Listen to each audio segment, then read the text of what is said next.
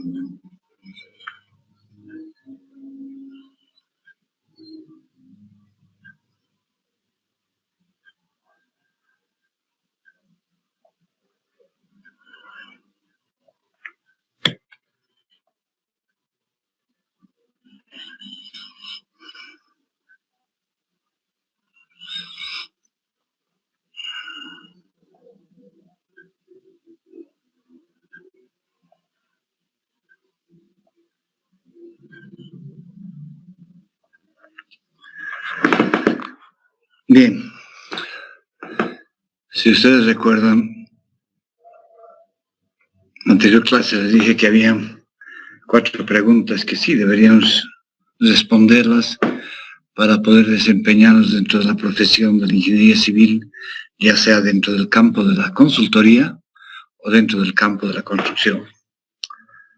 Y esas 4 preguntas respondían a lo que es definición, es que sí que es. La segunda pregunta era ¿con qué se hace? Esas son especificaciones técnicas. La tercera era ¿cómo se hace? Que responde a la metodología constructiva. Y por último era ¿cuánto cuesta el análisis de precios unitarios? Y este rubro, eso es importantísimo, porque el presupuesto de cualquier obra justamente sale en función del análisis de precios unitarios. Por consiguiente, para que ustedes vayan adquiriendo práctica y sobre todo saber cómo se hace una estructura de costos para poder elaborar un presupuesto definitivo, toda esta clase vamos a destinar a elaborar el análisis de precio unitario del ítem que obviamente más nos interesa a los ingenieros, que se denomina hormigón armado. Obviamente que lo voy a ir con mucho cuidado y mucho detenimiento aquí para que ustedes puedan captar exactamente cómo se hace. Obviamente que de la próxima clase para adelante el análisis de precios unitarios se hace mucho más rápido porque se entiende que ustedes ya han estudiado esto que vamos a llevar ahora. Bien, uno de los factores más importantes que se debe tomar en cuenta en la construcción de obras civiles es la economía. Y para esto, para ver la economía, como les decía, está justamente realizar el análisis de precio unitario. Estos precios unitarios están compuestos por los siguientes parámetros. En realidad hay 2 partes importantísimas. La primera es el costo directo y el segundo vienen los costos indirectos. Son las dos partes importantísimas. Dentro de lo que se llama costo directo, tenemos que ver primero qué materiales intervienen en ese ítem. Una vez que hemos calculado cuánto cuesta todos los materiales para realizar 1 metro cúbico, vamos a pasar a cuánto cuesta la mano de obra para hacer 1 metro cúbico. O sea, cuando hablamos de la mano de obra siempre estamos hablando de horas hombre trabajadas. Entonces vamos a calcular cuánto cuesta la mano de obra para hacer 1 metro cúbico de hormigón armado en algunos de los elementos. Y el tercer componente que viene entre los costos directos es lo que se llama herramienta y equipo. Y vamos a separarlo en 2 partes, porque el equipo no necesariamente está en todos los ítems, pero la herramienta sí. Cuando hay mano de obra, quiere decir que hay herramienta, hay desgaste de herramienta.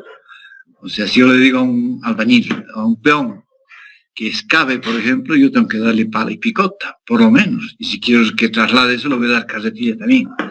Eso entra dentro del rubro de herramientas. En cambio, el equipo no interviene en todos. Por ejemplo, si yo estoy haciendo el rubro de reboque de yeso, no hay equipo. Pero si estoy haciendo hormigón armado, sí. Voy a tener mezcladora, vibradora, guinche, electricidad, etcétera, etcétera. Entonces, por eso mismo, cuando estamos hablando del tercer componente, que es herramientas y equipo, estamos hablando separada la herramienta, que es un porcentaje, y el equipo, dependiendo si en ese ítem hay o no hay equipo. ¿Alguna pregunta? Pinche, buenas noches. Una pregunta acerca del anterior tema, de la boleta de buena ejecución. Sí. Cuando se tienen altercados hasta la recepción definitiva, yo les digo el caso de que se haya construido un colegio, sí, y en el uso los estudiantes lo destruyan, lo rompan el inmobiliario o el equipamiento, entra ahí esa boleta. No, porque ustedes no han hecho para que destruyan. Entonces, si entre la etapa de la entrega provisional y la entrega definitiva hay un realizado por terceros, ustedes no tienen por qué asumirlo, ¿no? El colegio que los ejecuta, los que han hecho. Ustedes están garantizando lo que ustedes han hecho, pero sin malicia. Si alguien viene y empieza a romper vidrios, ustedes no tienen por qué reponer los vidrios, que se pongan los que han roto. Entonces, ese plazo entre la entrega provisional y la entrega definitiva, que está estipulado en el DBC, obviamente que en el acta de entrega provisional ahí se especificó todo. Se especificó que todas las ventanas tienen vidrios, que la pintura está bien realizada, que está todo bien hecho, porque el día de la entrega provisional es difícil que se puedan detectar fallas intencionales o vicios ocultos. Muy difícil. Pero en el acta dice que todos los vidrios están en su lugar. Dicen que los pupitres han sido entregados nuevos, como estaba estipulado. O sea, parece es el acta de entrega provisional. Entonces, cuando es la entrega definitiva y los pupitres aparecen rotos, ustedes sacan el acta, que tiene una copia, ustedes sacan el acta provisional y dicen, señores, aquí dice que yo entregué los pupitres en perfecto funcionamiento y en perfecto estado. Por consiguiente, eso no corre dentro de la garantía de la empresa. ¿Está claro? Sí, ingeniero, está claro. Muchas gracias. ¿Alguna pregunta más? Ingeniero, y en el caso del estadio Jorge Wisterman, en el tiempo de la entrega provisional y definitiva no han dejado de entrar público debido a ese motivo. Sí, porque en el DBC ha debido estar así. Ha debido estar así. Que entre la entrega provisional y la entrega definitiva no se permitirá el ingreso del público. Es que lo que pasa, a ver, ¿qué pasa en la refacción del estadio Wisterman? Ya que pongo un ejemplo. El día de la entrega revisan los camarines y está todo muy lindo.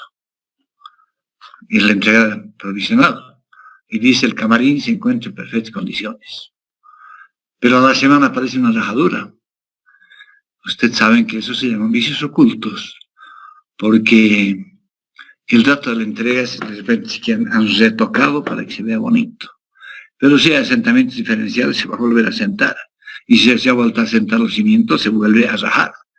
Entonces la empresa, a su costa, tiene que arreglar esto. Obviamente que no, aunque hubiera habido gente, no podrían haber provocado una rajadura de un muro, porque está calculado para que aguante justamente carga. Entonces, eso es, ¿qué quiere decir? Que ha metido materiales de segunda, o ladrillos de tercera, o qué sé yo. Por eso se llaman vicios ocultos. Entonces, cuando se descubre eso, en la entrega definitiva, en la entrega provisional estaba todo bien, pero eso no ha sido claro.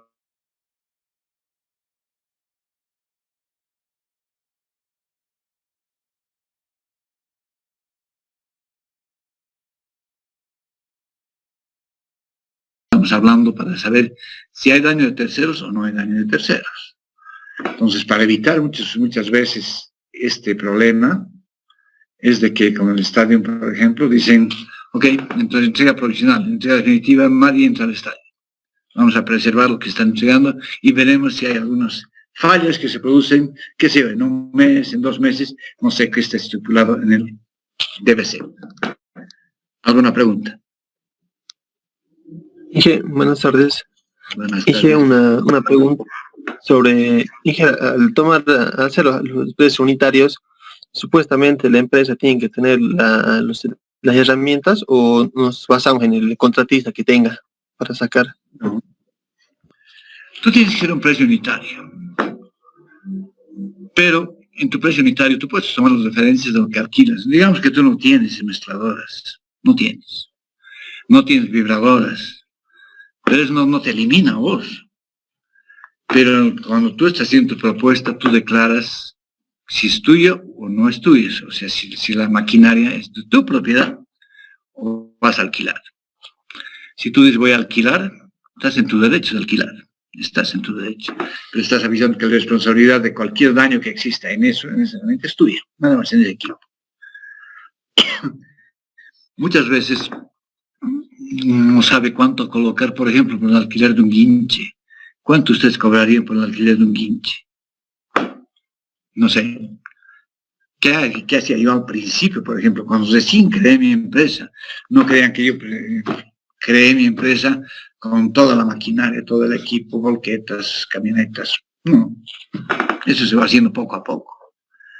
Entonces, ¿qué hacía yo? Ponía el precio unitario, pero ¿en base a qué?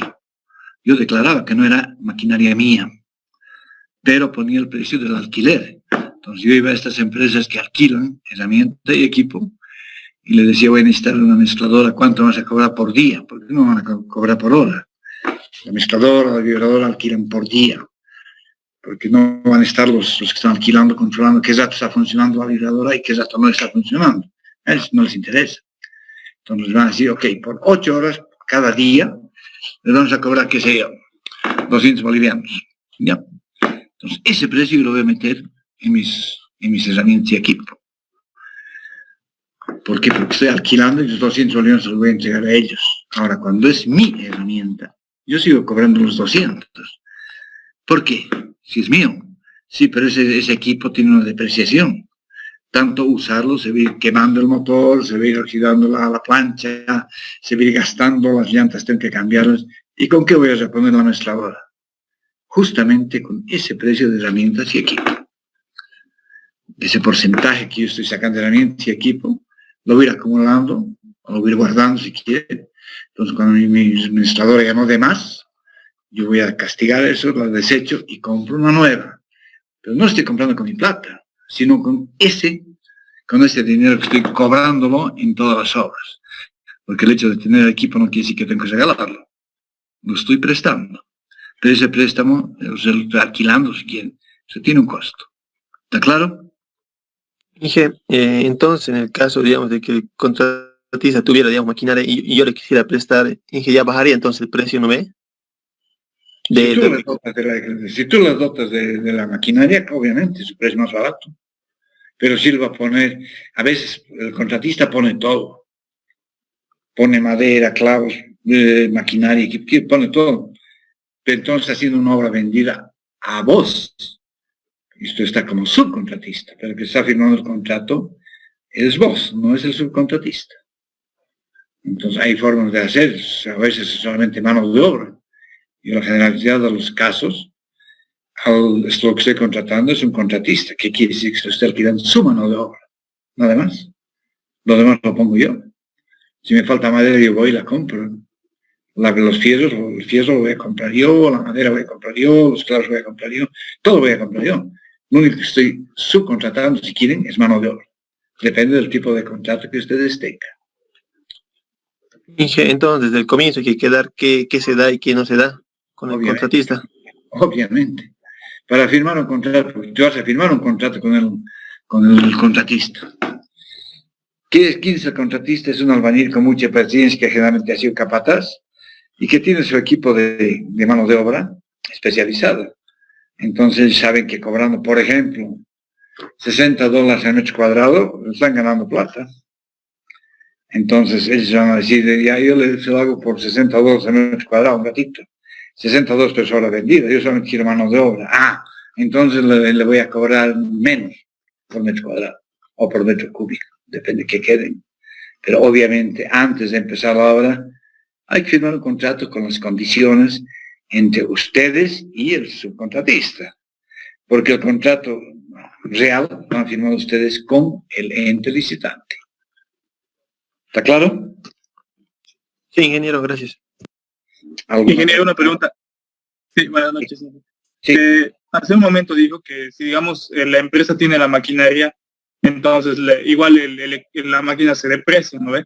Entonces, esos 200 bolivianos o ese precio de la maquinaria, ¿lo tenía que aumentar en el APU o tenía que aumentar el porcentaje en la utilidad de todos los APUs? No, en el APU. Por eso estás cobrando tu herramienta y equipo, que es el componente C, fíjate.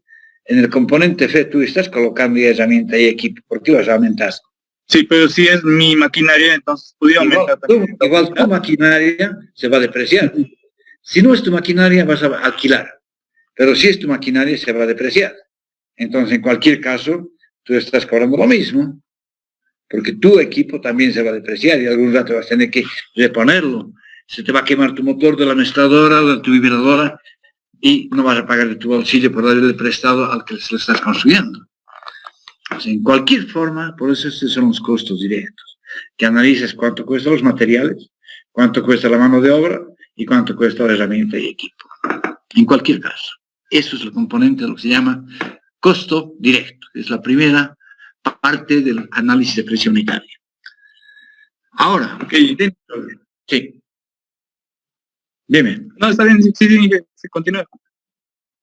Bien. Esto de beneficios sociales e IVA lo vamos a ver un poquito más abajo, para no confundirlos. Ustedes vean el A, el B y el C. El B, obviamente, que tiene sus componentes. Vamos a verlo después. Una vez que yo tengo el costo directo, yo puedo calcular los costos indirectos. Fíjense, aquí dice A, B, C, E. ¿Y dónde está el D? A propósito, es ahí porque yo tengo que totalizar el costo directo. ¿Qué quiere decir? Que la suma de A más B más C, yo lo llamo costo directo. Y todos lo llaman costo directo, aquí está su título. ¿Por qué lo totalizo? Porque todos los costos indirectos son un porcentaje del costo directo. Entonces necesito ese dato para sacar un porcentaje. ¿Cuánto es el gastos generales, por ejemplo? Que son costos indirectos. Generalmente yo puedo poner 100% en mis gastos generales. Y en mi utilidad puedo poner, si quiero, 1000%. Claro que voy a quedar toda la vida llorando porque no voy a construir ni cuchas de perro con esos precios. Entonces yo tengo que entrar dentro de un porcentaje racional. Entonces, ¿cuál es lo que se maneja entre utilidad? Generalmente la utilidad está entre un 5 y un 10%. Ese es lo que todas las empresas manejan. Pero si yo quiero poner una utilidad del 100%, obviamente voy a quedar en mi casa esperando que algún gil me contrate. Porque con ese precio nadie me va a contratar. ¿Pero qué es? Es un porcentaje del costo directo. Entonces el D siempre ha de ser el costo directo, que es la suma del A más el B y más el C. Entonces yo de ese pues yo saco mis gastos generales y digo, ok, este está en función del tamaño de la empresa, de la capacidad financiera que tenga la empresa. Yo, por ejemplo, si soy una empresa unipersonal y no tengo nada, ¿con qué cara me voy a presentar para construir una carretera o un edificio? ¿Con qué? No voy a alquilar todo. Imposible, me sale carísimo. O sea, mis costes subirían, porque yo tengo que pagar secretaria, administrador, contador. Si estoy haciendo una carretera, no voy a ser yo solito, voy a tener que contratar 5 ingenieros.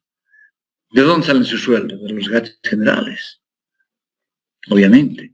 Pero para verme adjudicado yo tengo que demostrar capacidad financiera. Quiere decir que si alguna planilla no sale, yo no voy a paralizar la obra. Yo voy a seguir construyendo y estoy financiando siquiera una empresa que me ha contratado por algún motivo justificable, obviamente. Y lo mismo pasa con la utilidad. La utilidad es un porcentaje del costo directo más los gastos generales. Y cuando se tiene todo esto, estoy hablando del precio del ítem. Cuando yo introduzco en la parte de que es utilidad, estoy cambiando de costo a precio. Y estoy hablando de precio del ítem. Y ese es el precio de que cuesta ese ítem. Y a ese precio yo tengo que incluir los impuestos que son impagaritables. Estos calladitos tengo que ir a pagar yo al banco. Que significa el impuesto a las transacciones, el impuesto a las transacciones financieras, y el IUE, que significa impuesto a la utilidad presunta de las empresas.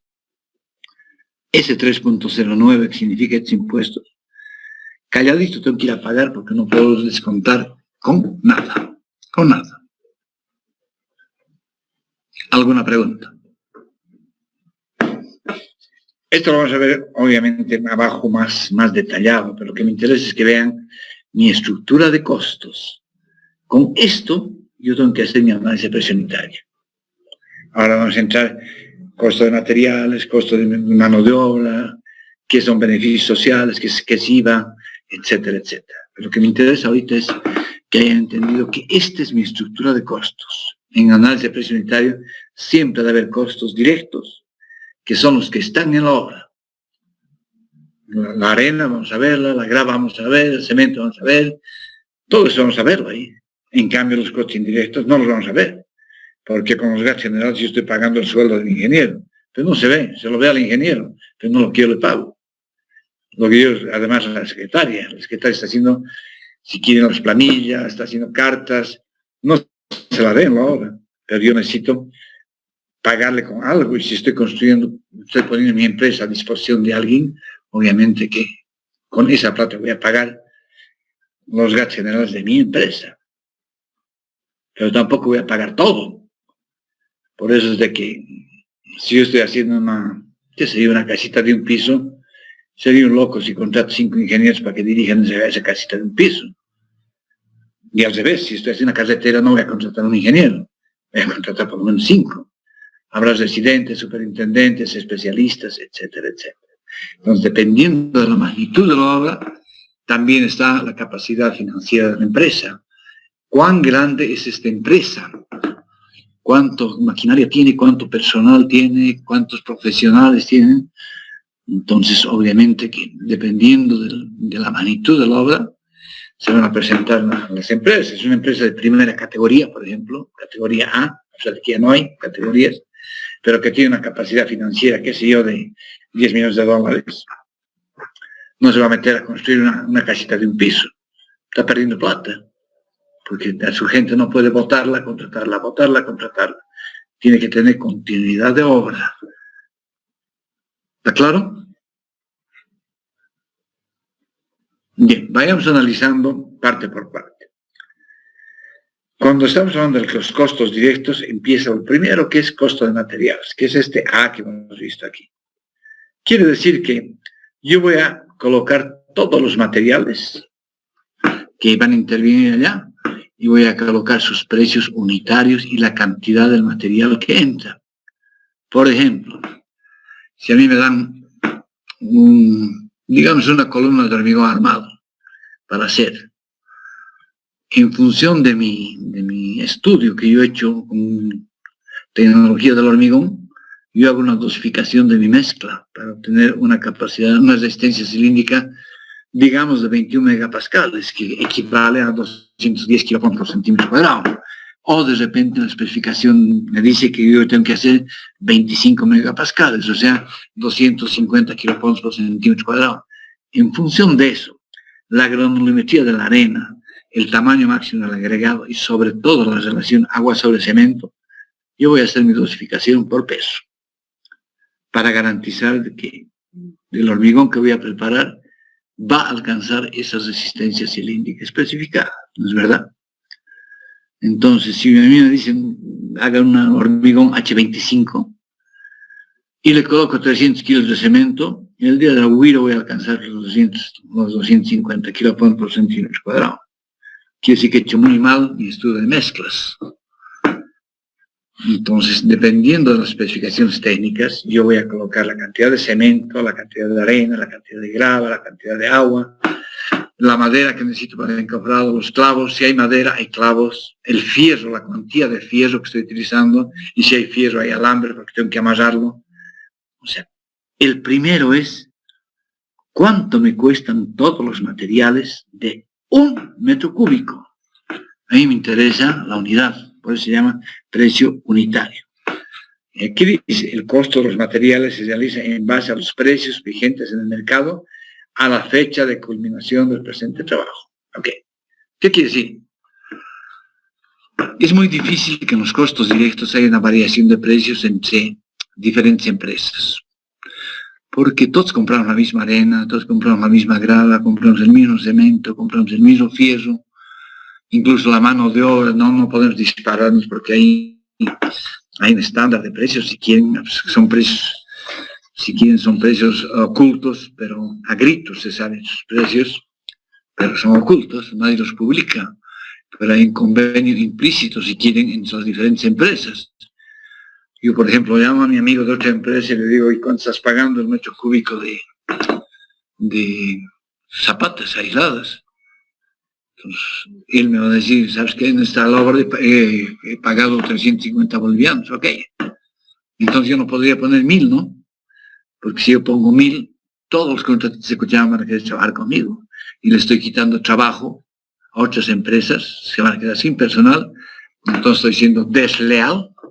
Con otras empresas estoy perjudicando. Entonces tienen todo el derecho de meterme a juicio por daños y perjuicios a su empresa por ser desleal en cuanto a un precio oculto que está a gritos, conocido.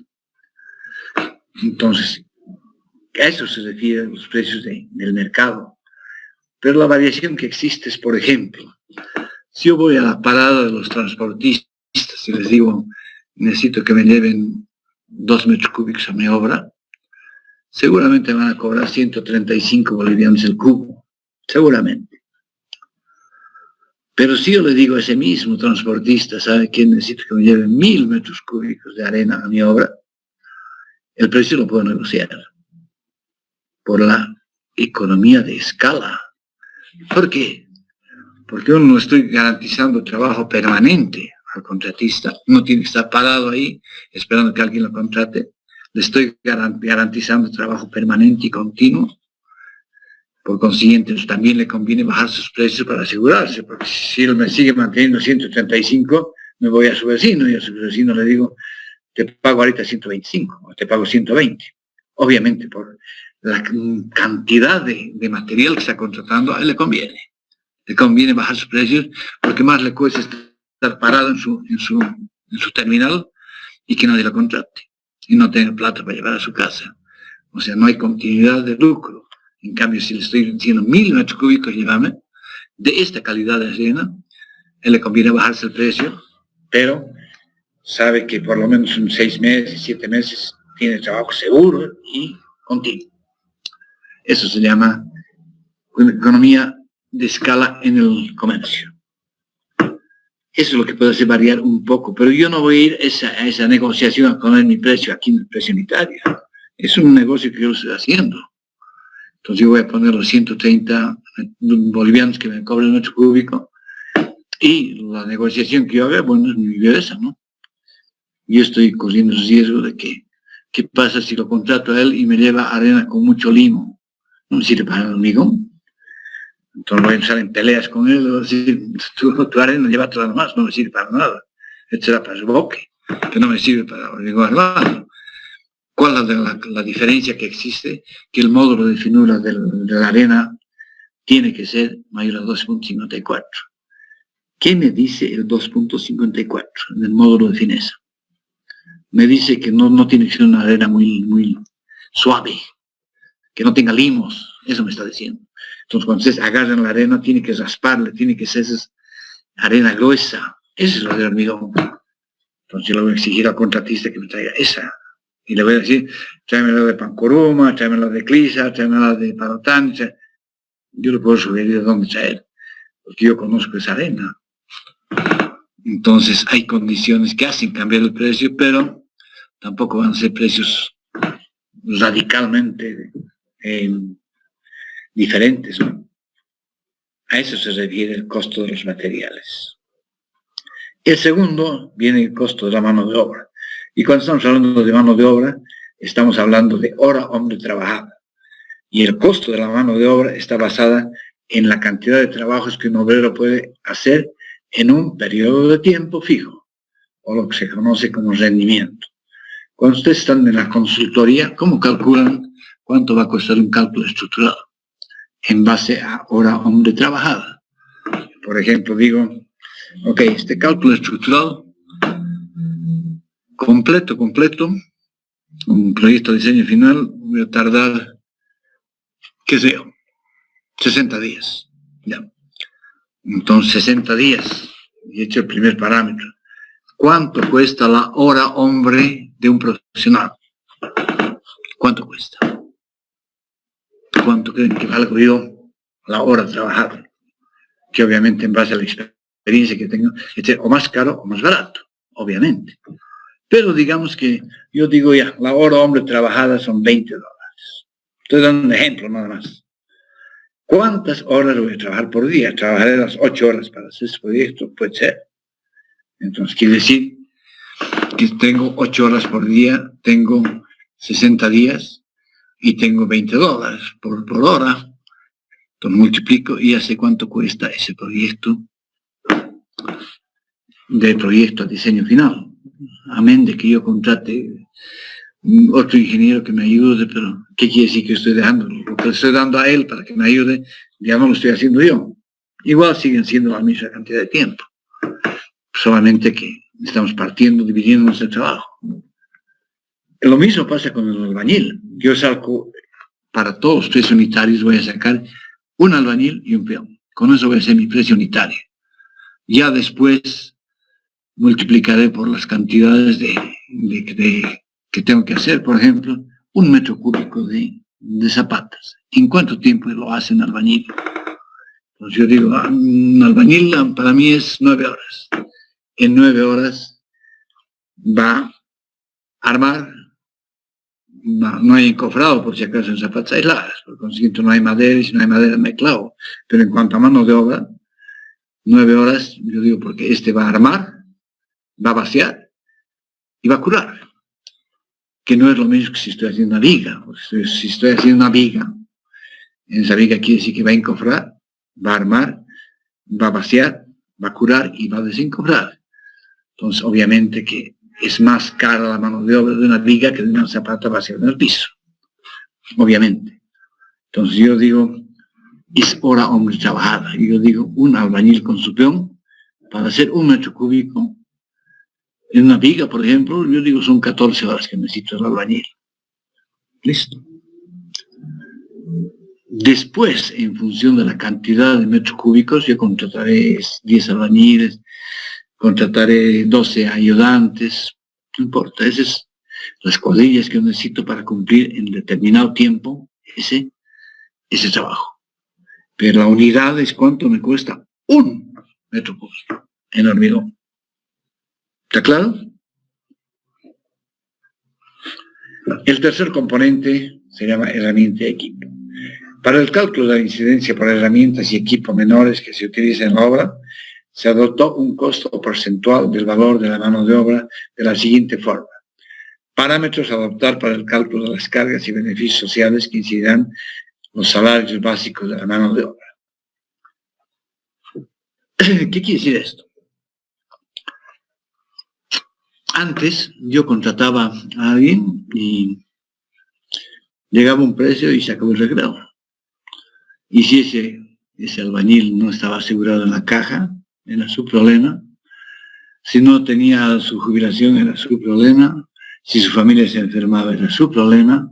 Por consiguiente, la ley se ha instaurado para que todos tengan una calidad de vida.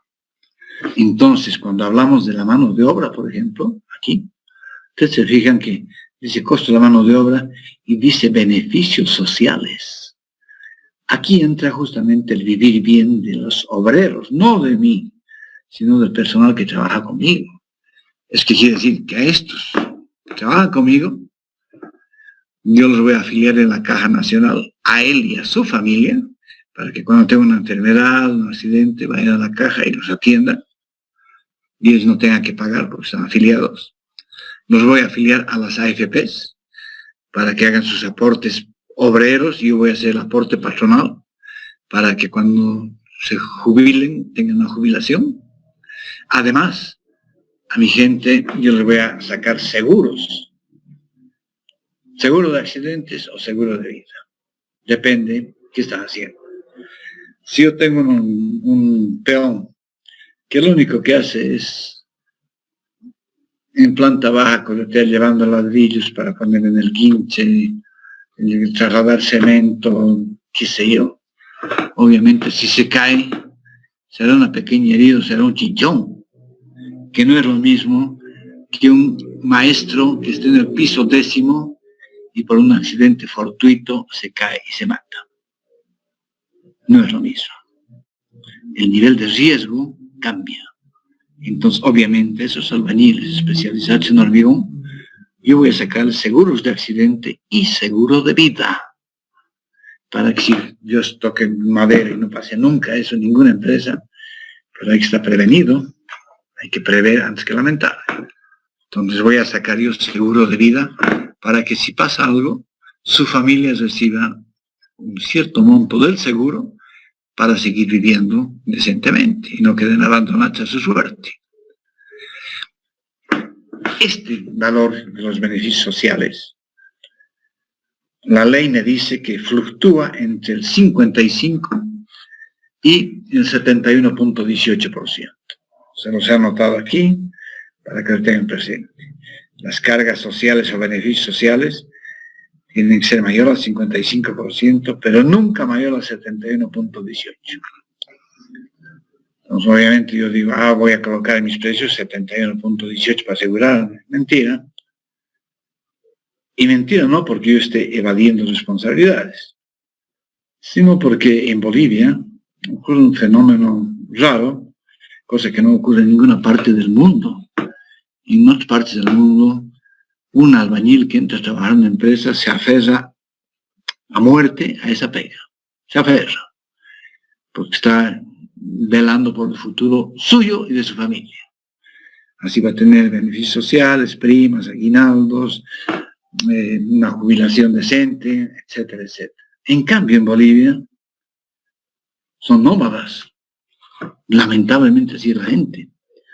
Entonces van a mi edificio, a mi construcción que estoy empezando y me dicen, ingeniero, Darío, es trabajo. Ok, ¿qué eres? Soy albañil. Ok, estás contratado. ¿Eres especialista en qué? En hormigón. Perfecto, entra a trabajar. Entonces yo debería empezar a hacer sus trámites, hacer su trámite en la caja, su trámite en las AFPs, y de repente cuando estoy en medio trámite ha desaparecido de mi obra. Entonces yo busco, ¿dónde está fulano y tal? No hay. Se ha ido. ¿Dónde se ha ido? A la hora de la esquina. ¿Y por qué se ha ido? Le van a pagar lo mismo, le van a dar las mismas condiciones, pero se encanta pasear por todas las obras.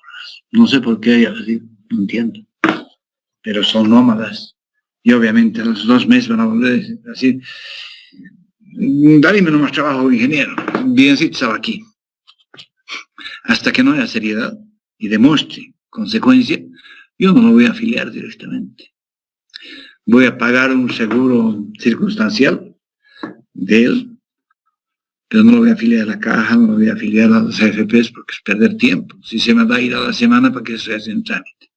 Pero para eso yo voy a obligarlo a que, para sacar seguros, que me firme al ingreso y a la salida de la obra. Y que me garantice además que no se va a ir a media mañana a la sagrada hora.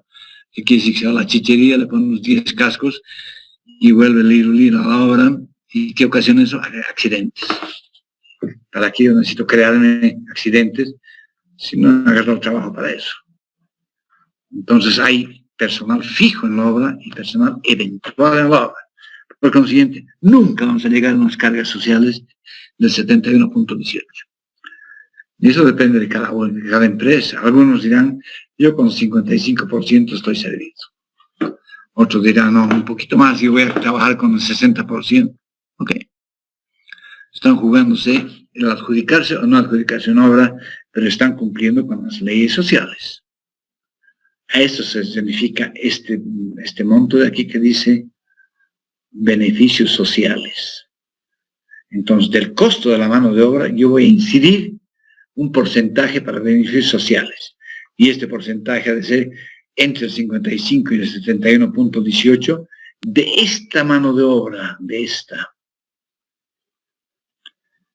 Y por último, el IVA.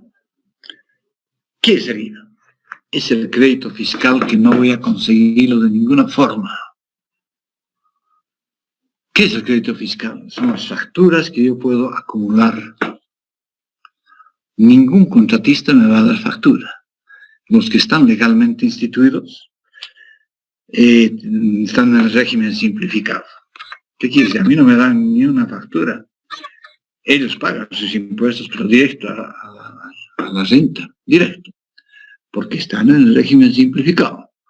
Y si no, vayan ustedes a ver a la cancha y cómprense un pantalón y pídanle factura, nunca les van a dar. Están en el régimen simplificado. Ellos no están evadiendo impuestos, pero tampoco yo puedo justificar, porque nunca me da la factura de cuánto cuesta ese pantalón, por darles un ejemplo. Y si me voy al sector también del Tantacato, donde venden maquinaria y equipo, porque venden, y les digo, quiero comprarme esa moladora, sí señor, le cuesta $150. A ver, pídanle factura, no es verdad. Están legales, ellos están pagando sus impuestos, pero en el régimen simplificado. Ese es el gran daño que hay en este país, porque debería universalizarse el pago de impuestos. ¿Qué quiere decir? Que todos paguen impuestos en función del capital que están moviendo. ¿Qué es esto del crédito fiscal? O sea, el IVA. Vamos a hacer un ejemplo. Yo estoy haciendo una obra por 100.000 bolivianos, solamente como ejemplo. Entonces, perfecto. Y yo no tengo mucho capital, entonces yo consigo una boleta no del 20% de buena utilización de anticipo. Acuérdense que anteayer hemos llevado que el buen anticipo máximo no del 20%. Pero yo no tengo para boletas, entonces digo, solamente deme el 10%. Entonces yo saco una boleta por el 10%, le entrego al que me ha contratado y él me da la plata.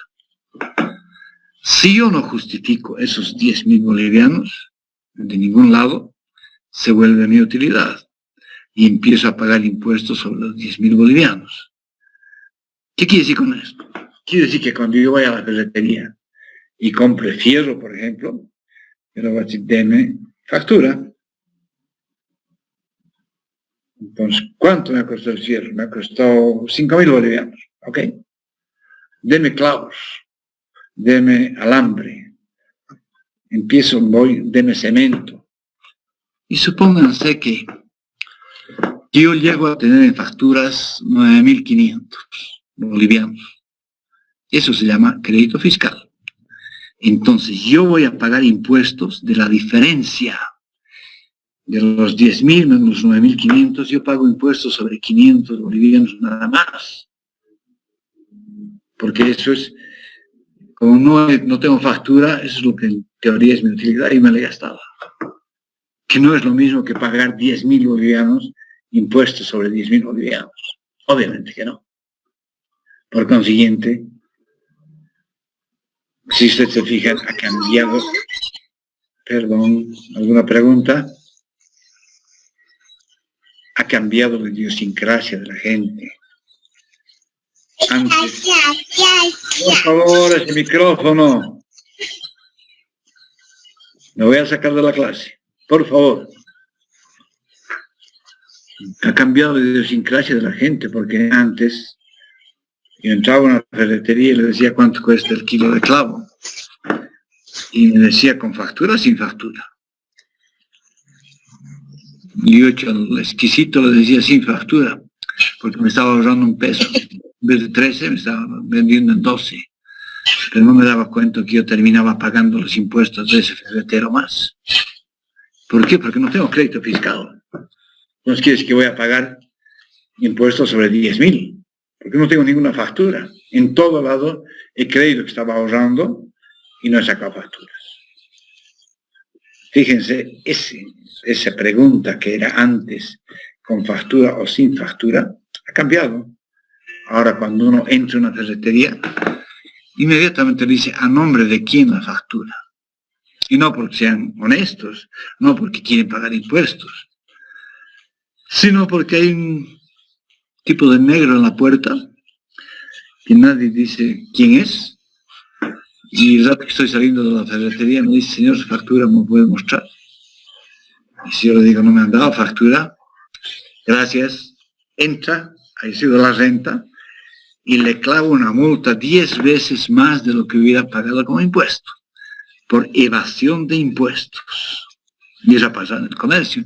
Y ustedes han visto alguna parte clausurado por no pago de impuestos. Ustedes han visto estos carteles, justamente los han pescado sin extender facturas. Entonces, el de la tienda, el comerciante, obviamente le conviene extender factura para no hacerse multar ni hacer cerrar su negocio. Ustedes han ido a leer ahí, en toda la ciudad, clausurado por no pago de impuestos. Un mes, 2 meses, o sea, no puede trabajar esa tienda por un mes, digamos, pero además está pagando una multa por evasión de impuestos. Entonces, ese nunca más le va a dar una factura. Y si yo entro a la tienda y le digo, no quiero factura, igual él va a hacer la factura sin nombre. Entonces, cuando entre el de la renta, así usted no le ha entregado factura, quizás, señor, yo extendí factura sin nombre porque el señor no quería la factura, pero yo no estoy evadiendo impuestos. Eso es lo que ha cambiado la idiosincrasia. Entonces, en materiales, todo el mundo pide factura, pues porque quiere descontarse. Obviamente que quiere descontarse y no pagar impuestos sobre 10.000, sino va a pagar impuestos sobre el saldo que no ha podido justificar con facturas. ¿Ya no querés? Por favor, ese micrófono. Cántate, ay, no entiendo. Por favor, ese micrófono. Marta Álvarez, por favor, última vez. No apague ese micrófono, lo elimino. ¿Cómo?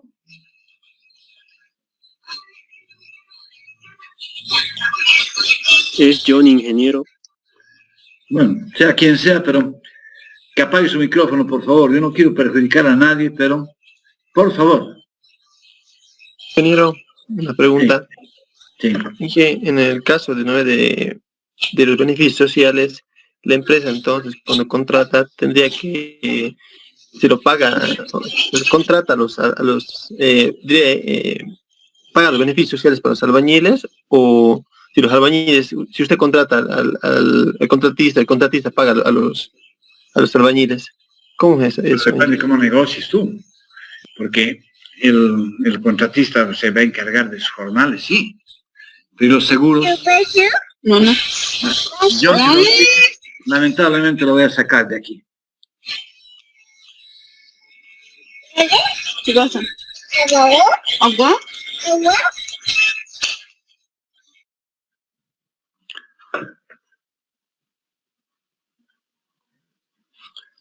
Bien. A la pregunta que me han hecho. yo tengo que hacer necesariamente un aporte patronal porque está trabajando para mí y el responsable total de la obra soy yo. O sea, yo no podría decir, es el albañil del contratista, entonces se las arregle él. No, el responsable de la obra soy yo. Y la policía me va a buscar a mí. Y el seguro me va a buscar a mí. Entonces, por eso decía, hay personal de planta y personal no de planta. El personal que no es de planta es el contratista, pero tampoco está librado a su suerte. Yo igualito tengo que pagar sus aportes laborales, sus aportes tribunales y todo, sobre todo, ¿qué pasa si la obra no está en la ciudad? Yo tengo que darles campamento, tengo que darles comida, digamos, está a 60 kilómetros de aquí. Está 60, no debe ir cada día 60 kilómetros aquí para dormir y volver allá. Entonces yo estoy obligado a darles campamento, estoy obligado a darles comida. Ahí entra justamente estos beneficios sociales. Depende para qué obra, por eso es que fluctúa entre el 55 y el 71.18. ¿Está claro? Inge, ¿y hay empresas que trabajan, Inge, sin pagar esos beneficios sociales?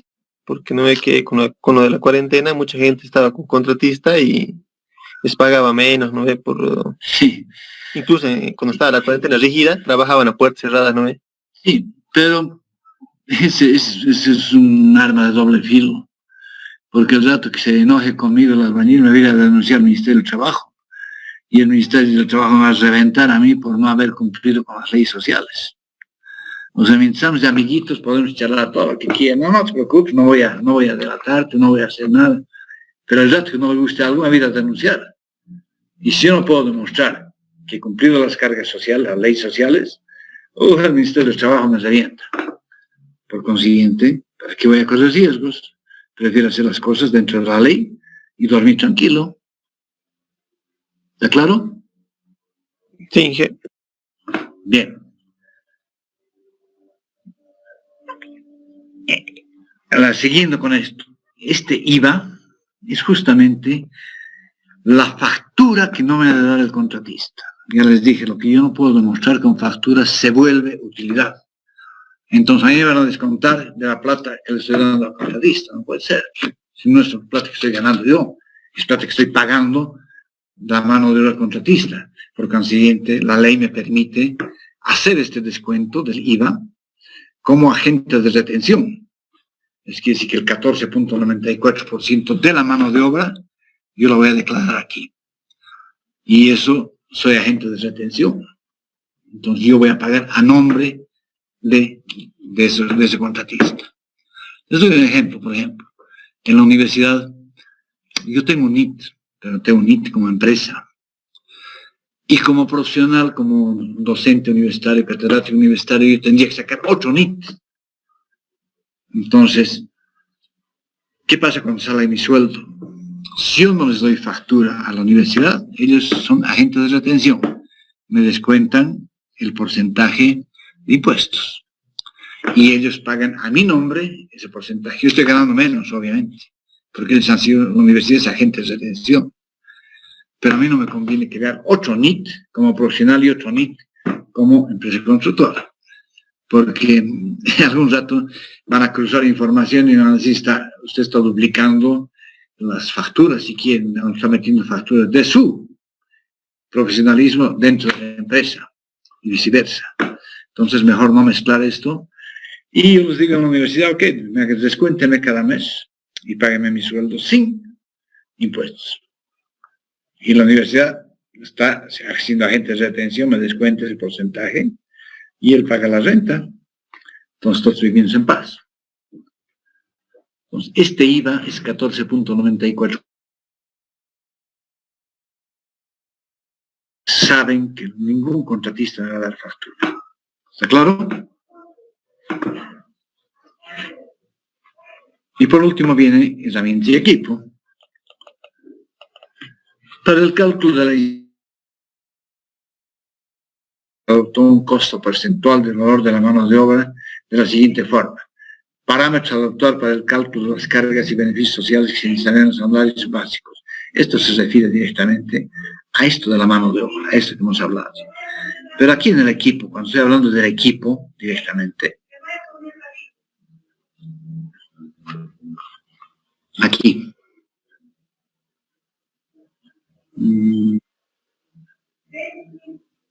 Aquí. Yo puedo tener mi equipo y ponerlo a disposición de la obra, pues. Pero ¿quién me dice cómo voy a cobrar yo? Porque no voy a poner para un metro cúbico de una columna de hormigón armado, voy a utilizar 1.6 horas de mezcladora, 0.9 horas de vibradora, 1.1 de guinche, voy a utilizar 2 kVA de electricidad. ¿Qué estoy haciendo? Estoy jugando, estoy adivinando, porque nadie controla cuánto tiempo está funcionando la vibradora, cuánto tiempo está funcionando la mezcladora. No.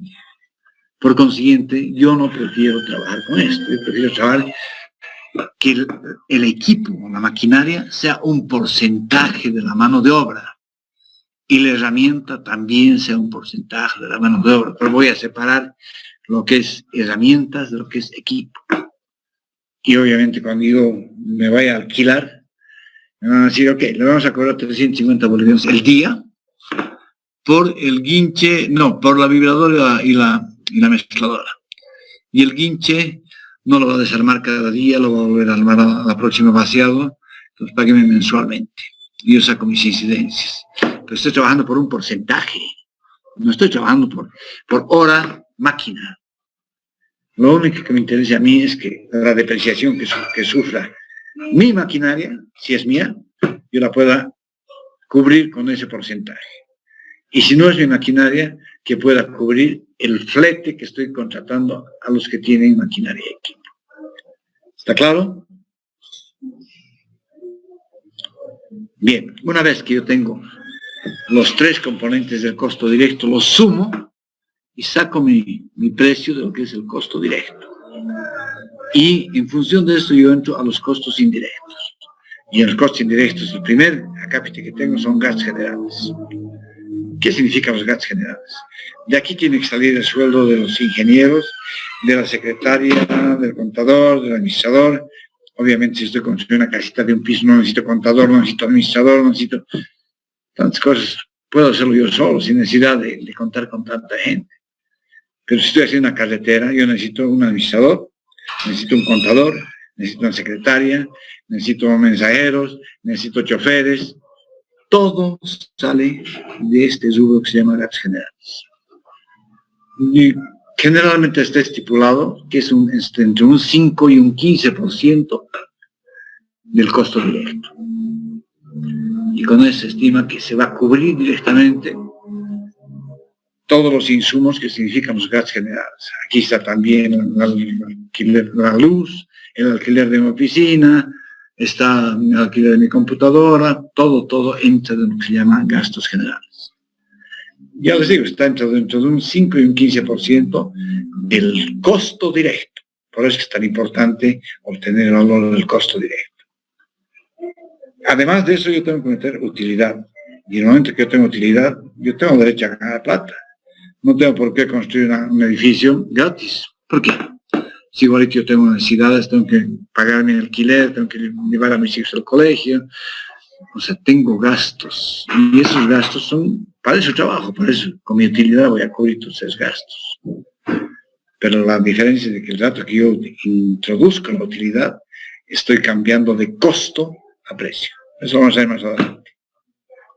Una vez que yo he sacado los gastos generales y la utilidad, lo cuantifico y digo precio del ítem.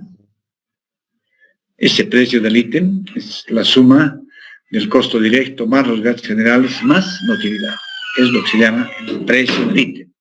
Y a ese precio del ítem recién voy a aplicar estos impuestos. El impuesto a las transacciones, más el impuesto a las transacciones financieras, más el impuesto a la utilidad presunta de las empresas. Y todo esto significa un 3.09%. Y esto no lo pueden eliminar ni descontar con nada. Cuando ustedes se entreguen una factura, calladito vayan al banco a pagar el 3.09% a nombre de la renta. No se olviden, por ejemplo, del Capone. ¿Por qué entró a la cárcel? ¿Por tráfico de bebidas? ¿Por maleante? No. Entró a la cárcel por evasión de impuestos. Por eso lo había dado. Entonces, este 3.09% no lo pueden evadir por nada. Tiene cárcel el que evade impuestos. Y esta es una forma de evadirla. No pagar este 3.09. ¿Alguna pregunta? Bien, haciendo un resumen de todo lo que hemos hecho, vamos a ver el costo directo, la suma de los materiales, más la mano de obra, más la herramienta y equipo. Y la suma de estos tres es lo que me da el costo directo. ¿De acuerdo? Y una vez que yo tengo el costo directo, voy a sacar los gastos generales, que es un porcentaje de este costo directo. Voy a tener la utilidad, que es un porcentaje del costo directo más los gastos generales. Por eso dice D más E. Y una vez que yo tengo esto, estoy cambiando de costo a precio. Y el precio es el costo directo, más los gastos generales y más la utilidad. Y una vez que yo tengo este precio, tengo que pagar este impuesto a transacciones, impuesto 3.09% de ese monto del precio del ítem. Y cuando yo sume el precio del ítem más este 3.09% de ese precio, recién obtengo el precio de aplicación. ¿Alguna pregunta? Este es un resumen de todo lo que les he explicado hasta ahora. ¿Alguna pregunta? Ingeniero, buenas noches. Buenas noches. Una pregunta, ingeniero. ¿Hay retrasos en la obra que suceden, digamos, a causa de la mano de obra? Esos retrasos, a veces para cubrir, se tiene que trabajar horas extras. ¿Es el monto del dinero, de dónde tiene que salir para cubrir esas horas extras? De mi bolsillo. Estoy hablando de mala calidad de obra. Sí, ingeniero. Si yo lo he contratado, por ejemplo, a un albañil para que me lo levante muros de ladrillo. Cuando acaba de hacer el día, yo veo ese ladrillo y no tiene nada de muro de ladrillo. Más parece muro de cemento con pedazos de ladrillo, porque no han cuidado que solamente haya la mezcla entre ladrillo y ladrillo, sino que por avanzar más han colocado ladrillo y han puesto 5 centímetros de mezcla. Eso no es un muro de ladrillo, es un muro de cemento. Entonces, ¿yo qué es lo que voy a hacer? Voy a decir, demuela esto y haga las cosas bien. Pero eso a su costa, por mala ejecución. Yo te voy a pagar 2 veces el mismo trabajo porque has hecho mal. Entonces, al contratista yo le descuento eso. Él tiene la culpa. Y por eso estamos nosotros justamente para indicarle, a través de la metodología constructiva, cómo se debe construir bien. Eso vamos a llevar, estamos llevando metodología constructiva, que es uno de los componentes de la consultoría o de la construcción. Eso ya les he mostrado a ustedes. ¿Está claro? Ingeniero, gracias. Bien. Vamos a hacer un ejemplo del ítem que más nos interesa justamente. Y vamos a hacer el análisis de presión unitaria de una columna de hormigón armado, para que vean exactamente cómo se debe hacer presión unitaria. Este calibre de aquí es para todos los precios. Esto no puede cambiar. Lo que cambia es esto. ¿De qué estoy hablando? El ítem, la unidad, la cantidad. Esto va a cambiar. Entonces, ¿qué es lo que yo pongo en mi encabezamiento de mi estructura de costos? El proyecto. ¿De qué proyecto estoy hablando? Estoy hablando del edificio Fantastic.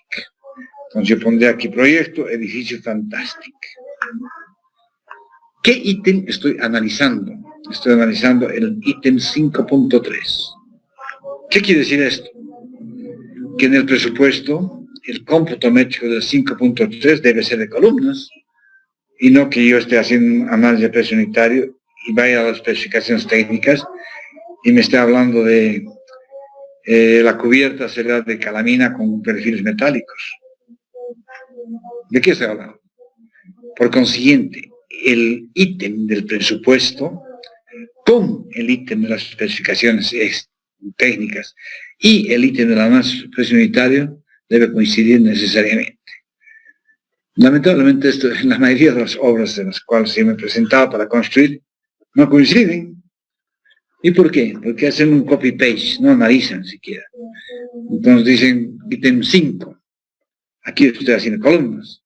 voy a las especificaciones técnicas, en el ítem 5 me está hablando, por ejemplo, de cubierta. ¿Cómo voy a hacer precios si me está hablando de cubiertas? Y encima en el presupuesto, este ítem de columnas está en el ítem 10. O sea, no coincide nada. No pues, tenemos que ser consuetudinarios en el presupuesto, en las especificaciones y en el análisis de precio unitario. Tengo que estar hablando del mismo ítem. Obviamente que en las especificaciones técnicas no ha de decir columnas de hormigón armado, ha de decir ítem 5, hormigón armado. ¿Por qué? Porque la columna, la viga, la losa maciza, todas las escaleras son hormigón armado. Lo que me va a cambiar es la forma de construirla, que es metodología, y la cuantía del acero. Después voy a utilizar la misma cantidad de cemento, porque estoy hablando de la misma resistencia cilíndrica, la misma cantidad de arena, la misma cantidad de grava. Entonces no necesito especificarme que la columna es diferente, si es lo mismo que una viga. Está cambiando la cantidad de acero, nada más. ¿Está claro? Entonces especifico qué ítem y de qué estoy hablando. Y si quiero aquí pongo columnas de hormigón armado H21 o columnas de hormigón armado H25. ¿Qué quiere decir? Que sus resistencias cilíndricas son 25 megapascales. ¿Qué quiere decir? 250 kilopascales por centímetro cuadrado. Eso quiere decir. Y que, bueno, una preguntita. Sí.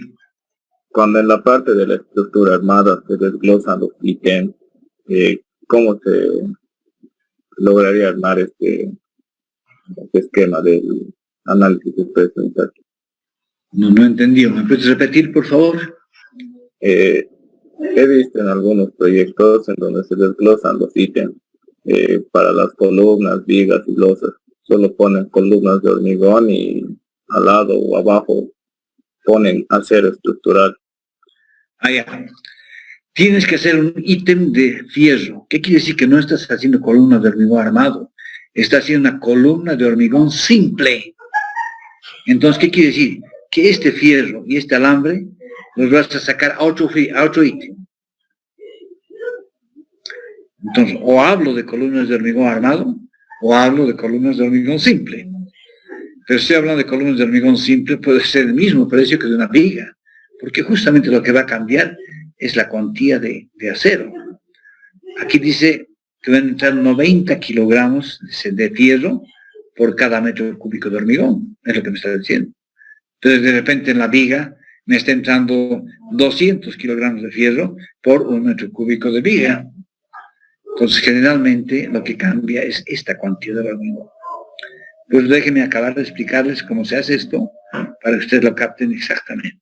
Pero esa pregunta que has hecho es excelente. Pero cámbienle entonces hormigón simple, no hormigón armado. Y al hablar de hormigón simple quiere decir que el ítem de fierro es 8, completamente diferente, que no está dentro del hormigón armado, está separado. Eso existe y yo les digo que es muchas veces mejor, porque así nos estamos evitando estar jugando con las cuantías de los diferentes elementos estructurales. Ya van a ver que esto de aquí es casi igual para todos. Lo que cambia es el fierro, justamente es la cuantía de fierro. Una columna tiene mucho más cuantía que una zapata. Por ejemplo, una zapata aislada está entre 45 y 55 kilos por metro cúbico.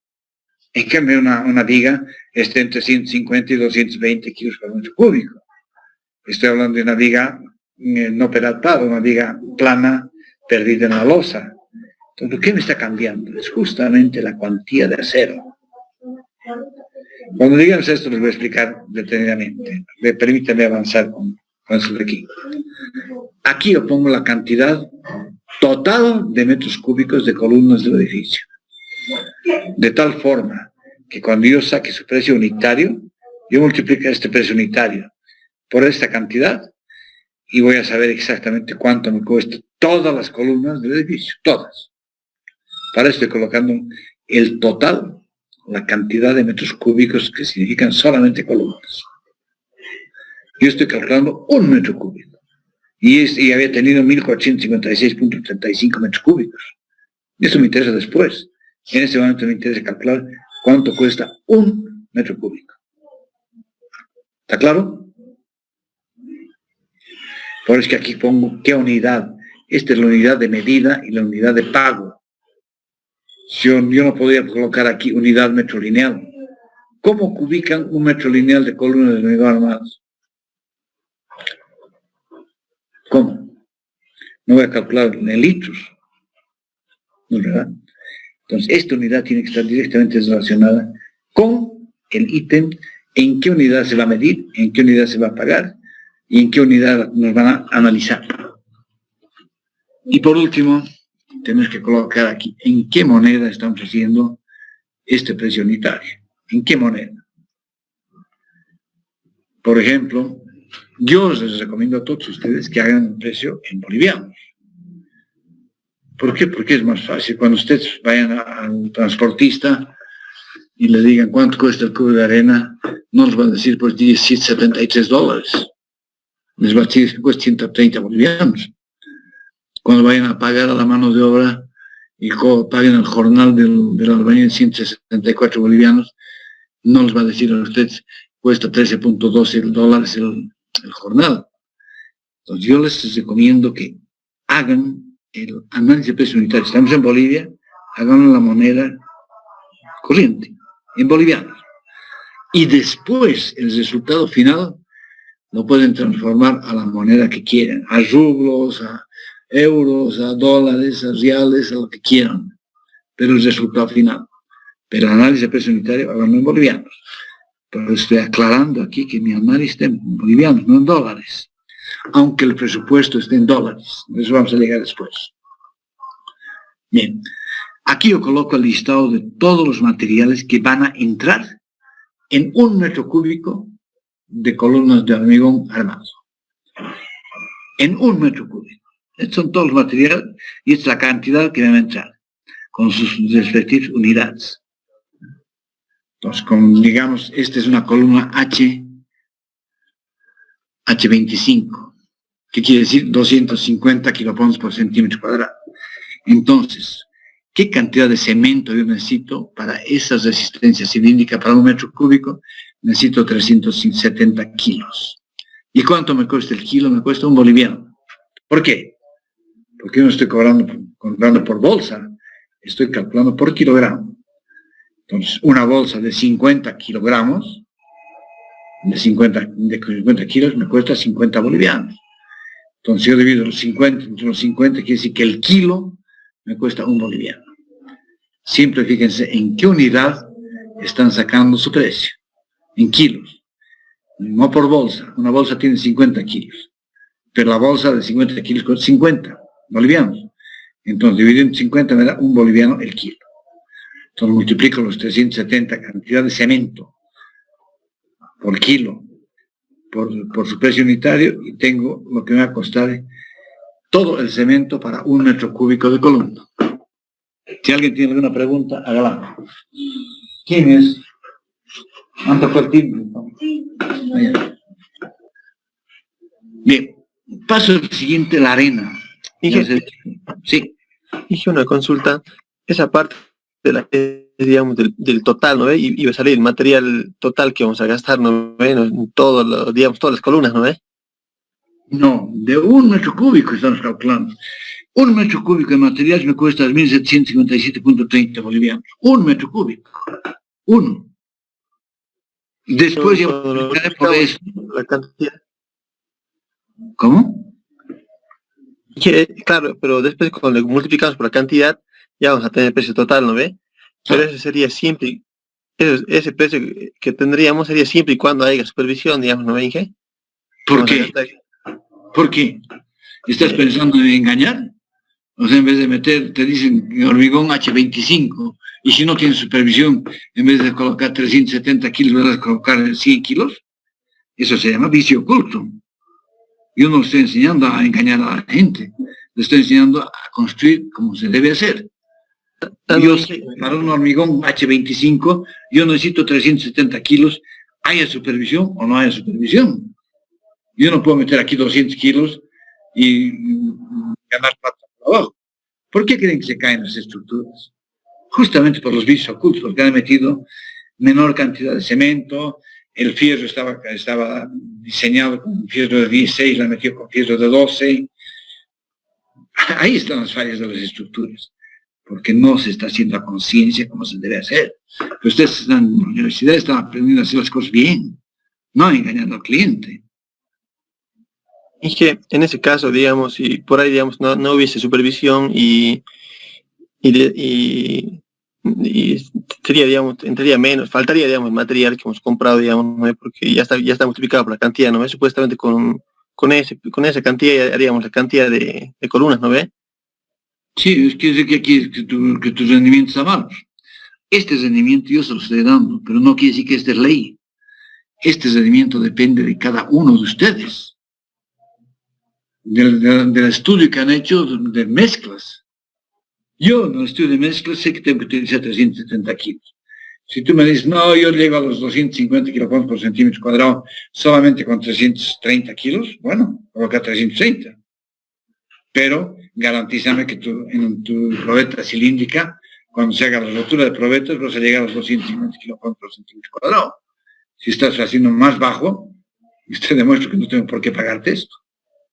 Tú has puesto esto en tu presión unitaria, pero tu resistencia cilíndrica no dice que está bien hecho. ¿Hay supervisión o no hay supervisión? Yo como dueño también puedo decir, mostrarme tus probetas cilíndricas.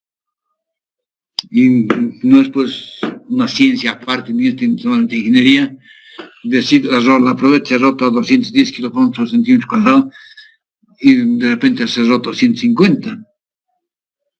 No se necesita ser ingeniero para decir que 150 es menor que 210, ¿no es verdad? Entonces, aprendan a hacer las cosas a conciencia. Todo lo que ustedes trabajen aquí es lo que justamente hacen las empresas. Y lamentablemente eso está generalizado en Bolivia por la corrupción que existe. ¿Y quién fomenta la corrupción?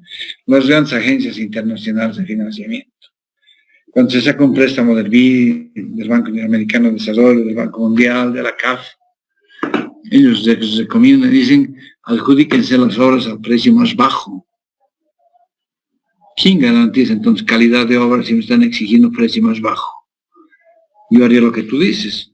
Yo colocaría aquí 300 kilos de cemento por metro cúbico, solamente 300. En vez de colocar casi 6 bolsas, casi más de 7 bolsas, yo solamente coloco 5 bolsas de cemento. Y 5 bolsas de cemento son 250 kilos. Y si nadie me controla, ¿ustedes creen que va a funcionar? No. Cualquiera se va a rajar, se va a caer. ¿Y qué voy a hacer yo? Tengo que pagar todito, ¿no? Por no hacer bien las cosas a conciencia. Es lo que están haciendo justamente aquí. ¿Por qué creen que, sobre todo las obras Ego Cumple, se están rajando a todos? Porque les han exigido al precio más bajo. Y para adjudicarse el precio más bajo, fíjense aquí, $517 el metro cúbico me llega a costar. Porque en bolivianos, y si yo divido entre 6.96, me sale $517. ¿Qué pasa si por adjudicarme el obra yo coloco $300? ¿Voy a colocar esa cantidad de material de mi bolsillo? ¿Voy a poner? No, pues. Van a empezar a bajar cantidad de cemento, la calidad del fierro, menor cantidad de fierro, menos cuantía, para entrar justamente, en vez de en este precio, entrar en los 300 que han colocado. Consecuencia de esto, que se va a bajar la estructura, o se va a caer, o qué sé yo. ¿Está claro? Inge, una consulta. Sí. El precio productivo, tenemos que sacar una media, ya que existen varios precios en lo que es el cemento. Otros cuestan 56, 46, 50, como usted dijo. Eso depende de nuestro... ¿Qué dice aquí? ¿Qué dice aquí? Lee aquí, cemento estructurado. ¿No es verdad? Sí. Ya. Hay el cemento IP30. Si yo estoy trabajando con cemento IP30, voy a tener que colocar 400 kilogramos por metro cúbico, porque el IP30 tiene mucha puzolana y baja la resistencia del hormigón. Entonces, si yo digo cemento estructural, estoy hablando del cemento estructuras. Y eso me cuesta 50 bolivianos la bolsa. Si yo compro el IP30, me va a costar 46 bolivianos la bolsa. Obviamente va a ser más barato, más bajo que esto, ¿no? 46 entre 50 va a ser menos de 1, obviamente. Pero en la especificación técnica me dice que tengo que utilizar el cemento estructurado. No me dice que utilice un cemento que a mí me da la gana, no dice eso.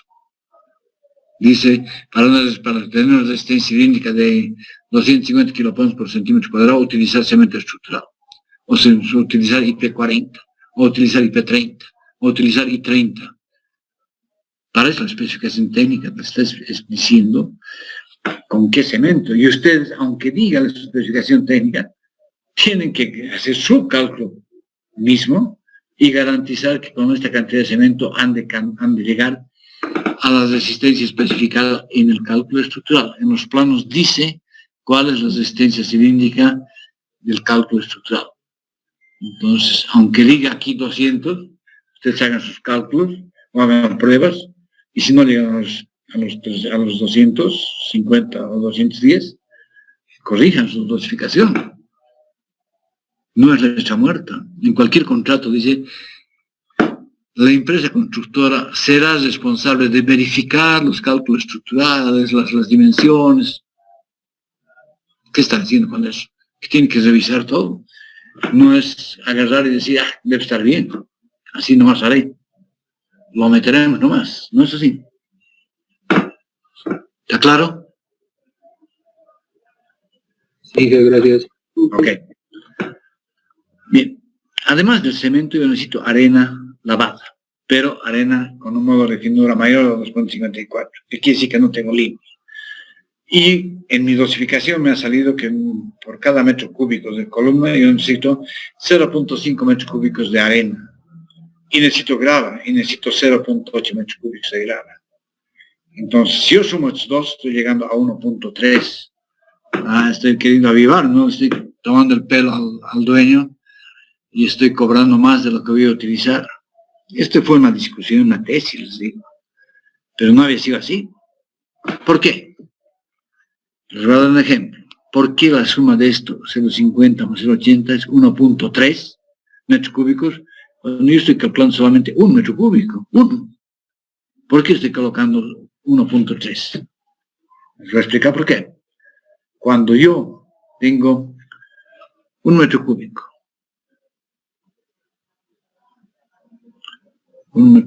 ¿qué pasa? Que no quiero aguantarme. ¿No quiere? Qué raro.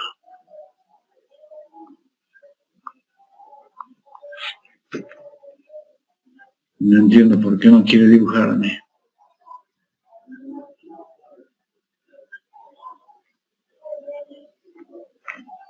Maldito espéreme.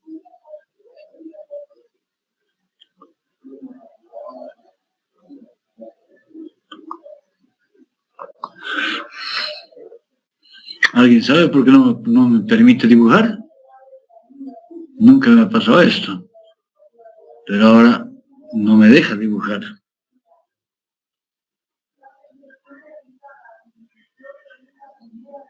Ingeniero, una preguntita. Sí. Y en el caso que aquí en las columnas se necesite también esas para el curado, no necesitamos, creo que ponen algunas veces unos nylons. ¿Eso igual se lo tendría que poner en materiales? No, porque eso es el curado, porque ese nylon no se va a quedar en la obra. Ese nylon, ¿para qué estoy colocando nylon? Justamente porque está expuesto al sol y el sol va a hacer que no me evapore demasiada agua y no me permita fraguar bien. Entonces yo lo forro con nylon para mojar y que el calor más bien me produzca, haga que sude esa estructura. Y en el momento que está sudando la estructura, me está curando, me está ayudando al curado. Porque para curar una estructura se necesita agua. Y como no puede estar regando todo el tiempo, yo le voy a colocar entonces el plástico. ¿Está claro? Bueno, no sé por qué. Bueno, pero les explicaré.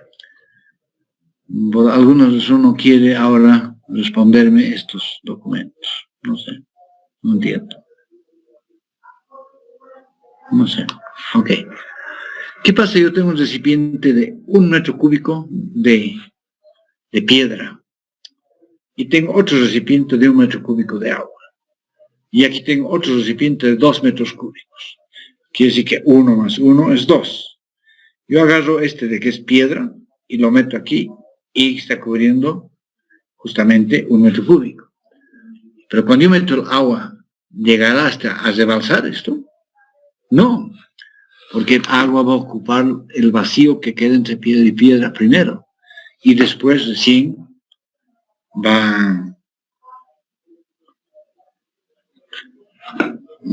a subir. Entonces hagan de cuenta lo mismo que estamos hablando de... No quiere, decididamente no quiere. Hagan de cuenta que el primer recipiente es grava y el segundo recipiente es arena. Entonces yo agarro la grava y la meto en los 2 metros cúbicos. Y me va a llegar a tapar 1 metro cúbico, porque estoy metiendo grava con grava.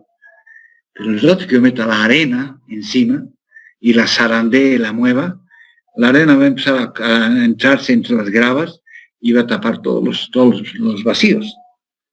Entonces no va a llegar a cubrir hasta arriba. Eso se llama un 30% de vacíos entre lo que la arena llega a entrar dentro de la separación que existe entre grava y gravas. Por eso es que dice 0.5 y 0.8. Por eso mismo.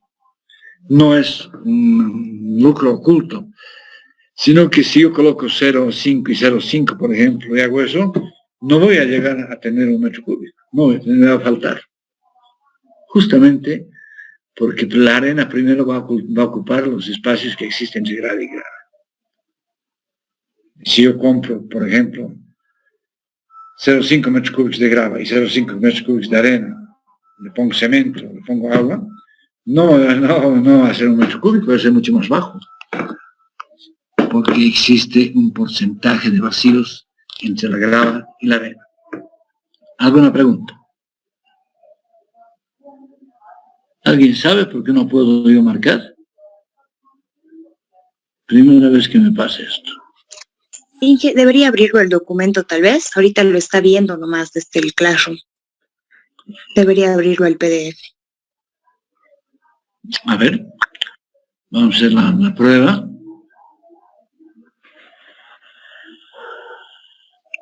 Inge, una compañera dijo que tiene que activar desde el Zoom para dibujar la pantalla. Vamos a ver aquí. No. Lo he vuelto a abrir y no me da. Debe ir al programa del Zoom ahorita. Está en Classroom.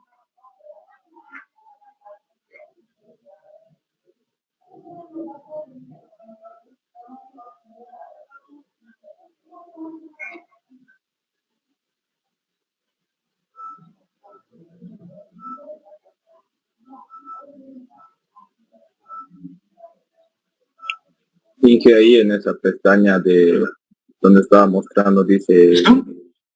Aquí. Herramientas de anotaciones, dice. Al ladito. Sí. Ahí, si clique ahí, le va a aparecer las opciones de dibujar y marcar texto. No. Tampoco. Estoy en el Zoom justamente, herramientas de aplicación, y no aparece. O sea, aparecen estas. Pero con esto no puedo marcar. No sé. Bueno, no perdamos tiempo. Lo importante es que ustedes entiendan por qué la suma de esto es más que 1 metro cúbico, porque la arena primero va a ocupar el porcentaje de la grava. Bien. Aquí el metro cúbico de arena descondicionado me cuesta 130. Y el de grava me cuesta 125. Por consiguiente, al multiplicar esto, estoy obteniendo el precio de toda la grava que necesita, el precio de la grava para 1 metro cúbico y el precio de la arena para 1 metro cúbico. Ahora nosotros tenemos el agua, obviamente para preparar y hacer una masa, tengo que meter agua. Y nosotros sabemos que para hormigón armado la relación de agua sobre cemento debe ser 0.53, debe ser menor a 0.53. Es que quiere decir que no ha de ser ni muy aguado nuestra mezcla, nuestra masa, ni tampoco muy seca. Si es muy seca, nos van a parecer cangrejeras. Y si es muy aguada, nos va a bajar la resistencia. Entonces, para que no nos baje la resistencia, no vamos a meter mucha agua. ¿Qué hacemos con eso? Bueno, como hacemos respetar la cantidad de agua sobre cemento 0.53. Y para mí, en la mezcla que yo he hecho, me sale 0.196. Claro que aquí está con 2 decimales nomás, por eso es que me sale 0.20, pero no interesa. ¿Qué quiere decir? Que con 196 litros de agua, yo puedo hacer 1 metro cúbico de hormigón para tener una resistencia de los 250 kilopascales por centímetro cuadrado. Y aquí me dice que el agua me cuesta 30 bolivianos. ¿De dónde yo saco el valor de 30 bolivianos? Sabemos que en Cochabamba, hasta que, por ejemplo, no funcione a la perfección Michicuni, nos están dando por horas el agua. Me dan, digamos, el día lunes, y me dan el día miércoles, y me dan el día sábado. Por consiguiente, el líquido elemento falta. Y si estamos en la zona sur, peor, están llevando en cisternas y el Tuzil cuesta 7 bolivianos. Ustedes saben eso. Entonces, como no hay agua para vivir, menos la CEMAPA me va a permitir que utilice para construir. Entonces, yo para construir tengo que trabajar con cisterna. Y obviamente en mi obra yo tendré algún recipiente, voy a construir un tanque de por lo menos 6 metros cúbicos o 5 metros cúbicos. Porque ya voy a contratar por viaje al cisternero. Y le voy a decir, necesito agua, tráeme. Y el cisternero me dice, mi camión tiene 6 metros cúbicos y le voy a cobrar 180 por viaje. ¿Está bien? Pero yo tengo un recipiente solamente de 5 metros cúbicos en mi obra. Al cisternero no le interesa. Él va a llegar y va a descargar y lo va a llenar mi tanque de 5 metros cúbicos. Y me va a tirar sobrado, ¿dónde se lo boto? Porque yo estoy pagando por viaje. Pues obviamente voy a hacer un recipiente de 6 metros cúbicos. Y si esos 6 metros cúbicos me cuesta 180, quiere decir que el metro cúbico cuesta 30. De ahí sale el precio de esto. Porque no vamos a trabajar con agua de la red, vamos a trabajar directamente con cisternas. Para encofrar, yo necesito madera, necesito tabla, necesito listones, necesito soleras, necesito puntales, y yo he colocado aquí 70 pies cuadrados por cada metro cúbico. Y en promedio me cuesta 8.20 el pie cuadrado de madera, promedio. Porque obviamente la viga cuesta más, la tabla cuesta menos, el bolillo cuesta menos, pero un promedio del pie cuadrado me cuesta 8.20. Sin embargo, este es un dato falso. Es un dato falso. ¿Por qué es un dato falso? Porque en realidad yo necesito 210 pies cuadrados para hacer 1 metro cúbico.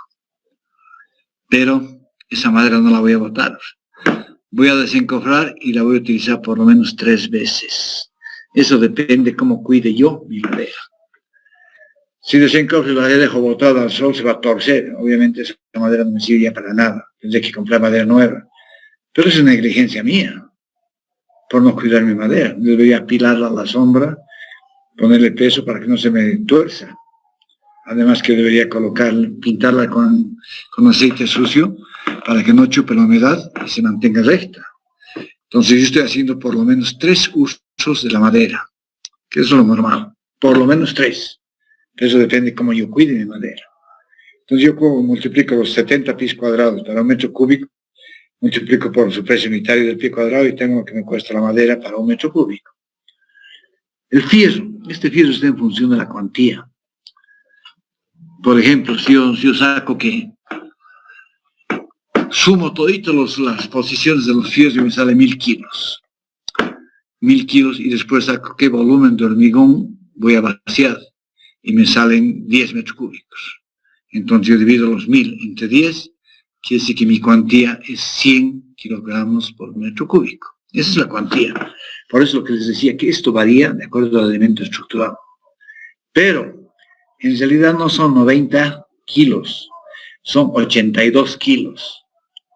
Pero estoy aumentando un 10% por la merma. Cuando yo compro una barra de 12 metros, digamos de una barra de 25, ¿acaso voy a utilizar los 12 metros? De repente me sobra 80 centímetros, 70 centímetros, no me sirve para nada. Pero no, en fierros de 25 no voy a utilizar fierros tan chicos. Entonces ese fierro hay que botarlo, y pues no lo voy a pagar yo, lo paga el dueño. Por consiguiente, a la cuantía real que salga, a la planilla de fierros real, yo lo voy a aumentar un 10%, pero no en la planilla de fierros, sino aquí en mi precio unitario. Porque el dato que yo presente en mi planilla de fierros a la supervisión va a verificar que sea realmente el fierro que ha entrado. Y ahí yo no puedo aumentar y decir es que 10% se ha perdido. A mí que me interesa, yo estoy sacando los kilos reales. Aquí hay que aumentar la mínima. O sea, la cuantía que les salga, multiplíquenlo por 1.1 y eso les va a ser la cuantía real. Aquí está en 90. Quiere decir que la cuantía está en 82. Más el 10% se habla de 90 kilos. ¿Está claro? Y este precio es el precio por kilo. A mí me dicen que la tonelada de fierro está en $900, la tonelada. ¿Qué quiere decir? Que el kilo es 0.9 dólares, el kilo. Y si multiplico 0.9 por 6.96, el kilo me cuesta 6.51 bolivianos.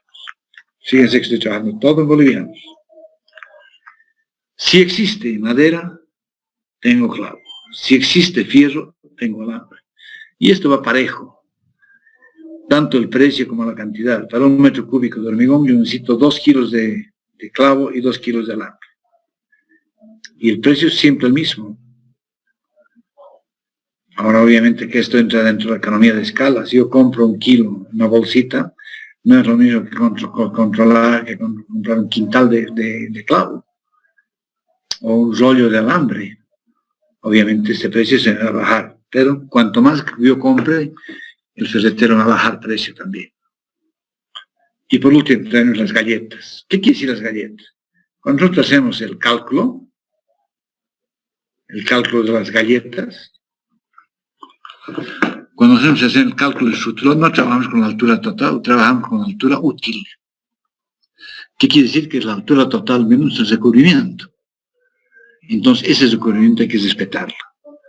¿Qué es lo que hacen los albañiles? Arman una viga y le meten piedritas debajo de los estribos para que esté levantada la armadura y simulan que tiene un recubrimiento. Sin embargo, viene la vibradora y se acabó la piedrita. Saltó. ¿Qué quiere decir? Que ese fierro va a estar en contacto con la madera. En el rato que desencofren van a ver ustedes el fierro ahí a la vista. Y si ustedes los revocan esto, acaban de matar una estructura.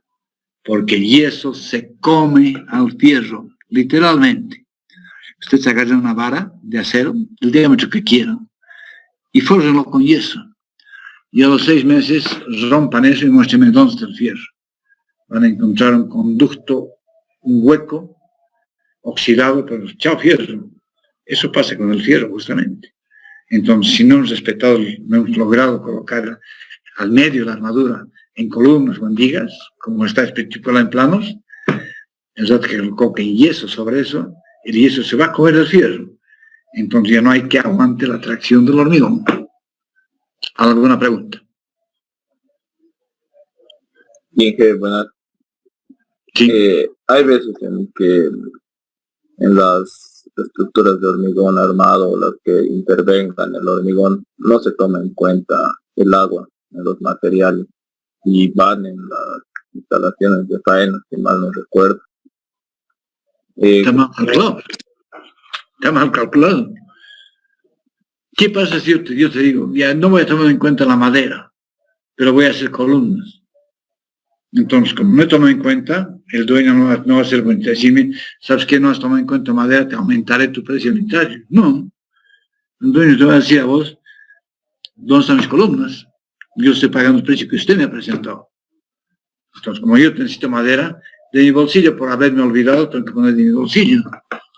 Y en el caso que tú me dices, no ponen agua, les regalarán el agua a ellos.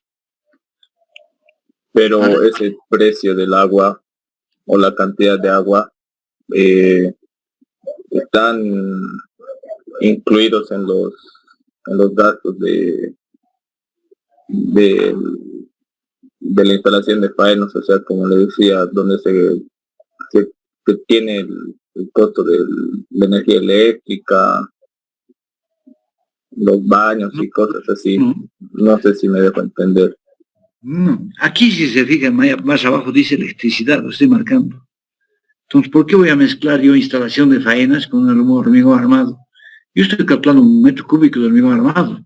La instalación de faenas es otro ítem, no tiene nada que ver con instalación de faenas cuando estoy calculando columnas de hormigón armado.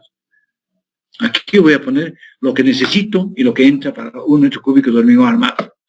Y se fijan, aquí dice mezcladora, vibradora, guinche, circular y electricidad. ¿Por qué lo voy a poner en instalación de faenas?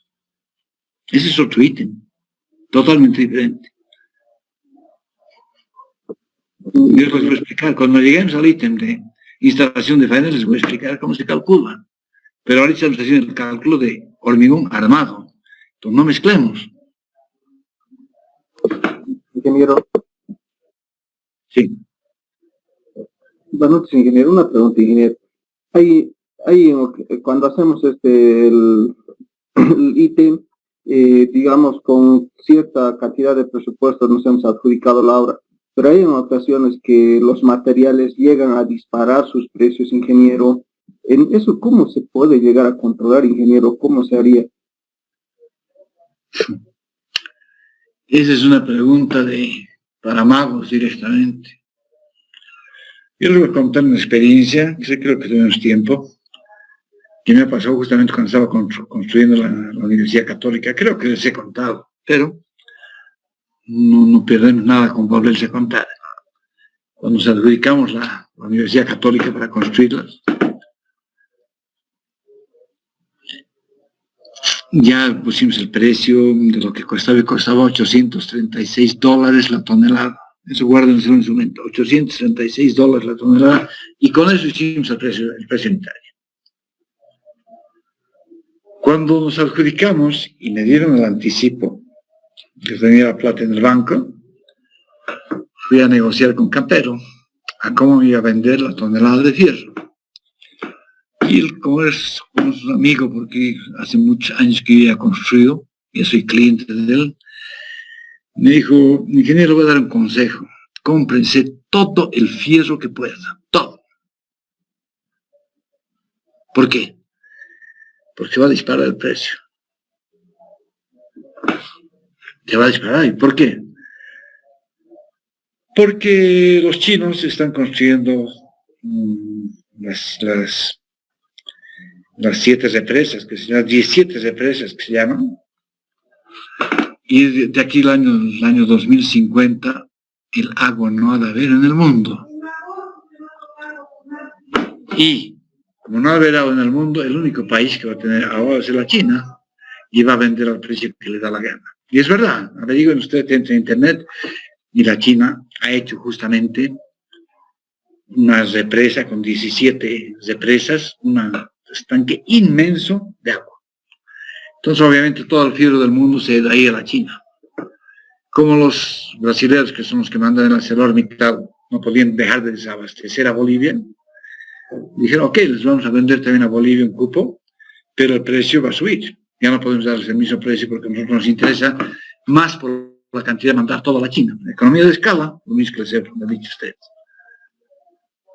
Entonces, cuando el Campero a mí me dijo: cómprese todo el fierro, decidimos a jugarnos el todo por el todo. Y dijimos con una reunión de directorio: ¿qué hacemos? Y yo propuse, les dije: compraremos todo el anticipo en fierro, todo. Por algo me ha dicho. Porque yo dije: será un 10%. No, me dijo, mucho más. Y eso mismo yo traigo aquí. Y decidimos comprar todo en fierro, 540 toneladas en fierro. Claro que no era el total, pero no me alcanzaba más la plata. Eran 736 toneladas que necesitaba para la Católica, pero compramos 586. Y sacamos un avance del banco, un avance de cuenta del banco, para comprar los otros materiales. Negocié yo con premezclado para hacer pagos diferidos, después de un mes, cuando ya se corre la planilla, a los albañiles saqué un préstamo, pagar a los albañiles, bueno, hice mis movidas, pero a los 2 meses de que empezamos a construir la Católica, el precio llegó a costar la tonelada de fierro $2.137. De 836 se disparó a 2.137. ¿Qué bolsillo aguanta eso? Ninguno. Es la pregunta que tú me has hecho. Yo no podía pedirle a la Católica que me reconozca el precio, porque no era una devaluación oficial. Solamente cuando hay una devaluación oficial hay una fórmula de ajuste. Pero eso no era una devaluación oficial, no era que el gobierno devaluado. Cuando, por ejemplo, hay devaluación de la gasolina, hay una fórmula de ajuste, porque la gasolina es un efecto multiplicador. Si sube la gasolina, sube todo. Entonces hay una fórmula de ajuste. Pero en este caso, nadie le dijo que suba el fierro. Gracias a los chinos, se disparó el precio del fierro. Entonces yo no podía hacer nada. Lo único que podía negociar es de que me den otro anticipo después, sin boleta ya, para no romper contrato ni tampoco incrementar precio. Esas son negociaciones, pero a tu pregunta, lamentablemente es el riesgo que corremos, porque el rato que estamos haciendo la propuesta, tenemos un precio, y generalmente duran 3 meses en adjudicarte la obra, y cuando te adjudican la obra ya se dispara el precio, no puede ser nada. O rescindes contrato, o pierdes plata, y tienes que hacer una valoración. ¿Qué te conviene? ¿Paralizar la obra o rescindir contrato? Paralizar la obra significa que vas a votar a toda tu gente y después tienes que volver a contratar, que sale más caro, o rescindir contrato y perder las boletas. Depende de vos. Lamentablemente son los avatares que tenemos que batallar nosotros. Bien, sigamos. Como ya he acabado lo que es materiales, aquí está el total de materiales para 1 metro cúbico, yo voy a mano de obra. Y siempre les dije, vamos a calcular con un albañil y un peón. Y yo digo que con 14 horas, yo voy a hacer 1 metro cúbico de columnas de hormigón armado.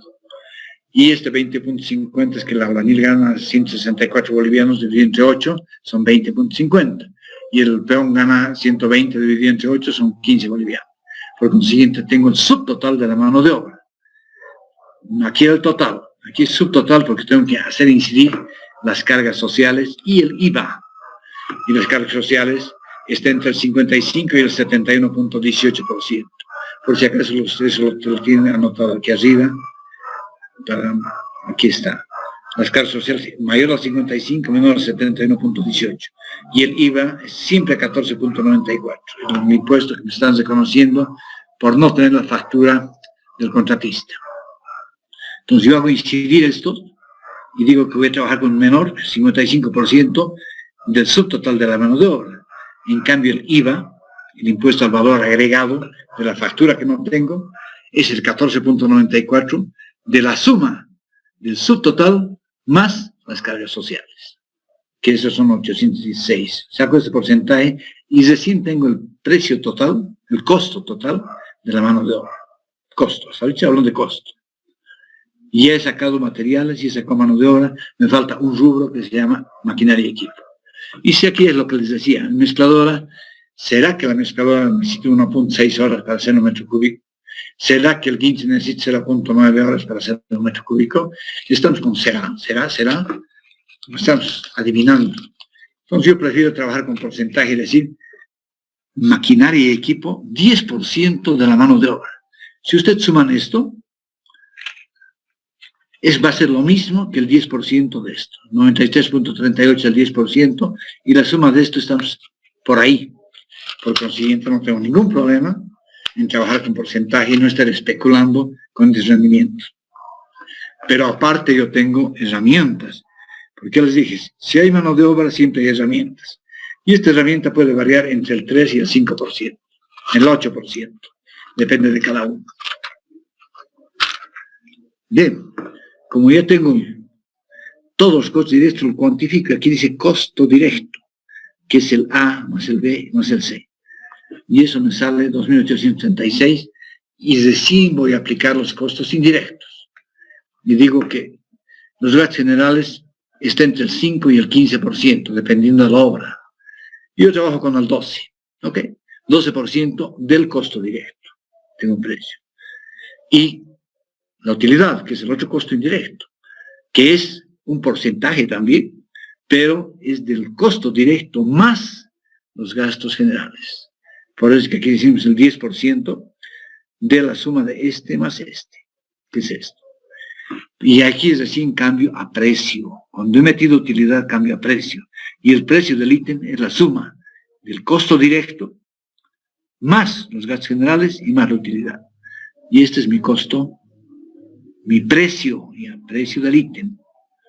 Y como ya tengo el precio del ítem, yo tengo que pagar mis impuestos, el impuesto a las transacciones financieras, y el IVE, que es el 3.09% de este precio.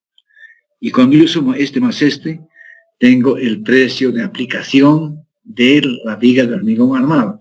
Es quiere decir que un metro cúbico de una columna de hormigón armado me cuesta 3.602 bolivianos.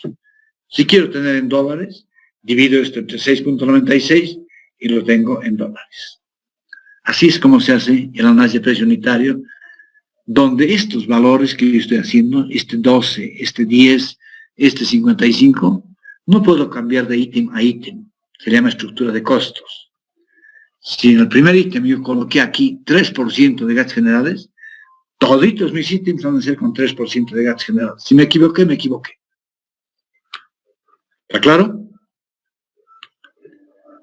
Bien, así es como se calcula los análisis de precio unitarios, y lo vamos a ir haciendo en todos y cada uno de los ítems que intervienen en una construcción de un edificio o de una casa, qué sé yo. ¿Alguna pregunta?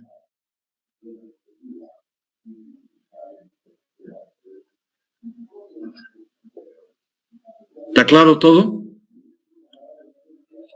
¿Se han dormido? Inge. Bueno, Bien. Si no hay más preguntas, vamos a quedar aquí. Que tengan muy buen fin de semana y nos vemos el día martes. Hasta luego para todos. Hasta luego. luego Inge. Hasta luego. Hasta luego.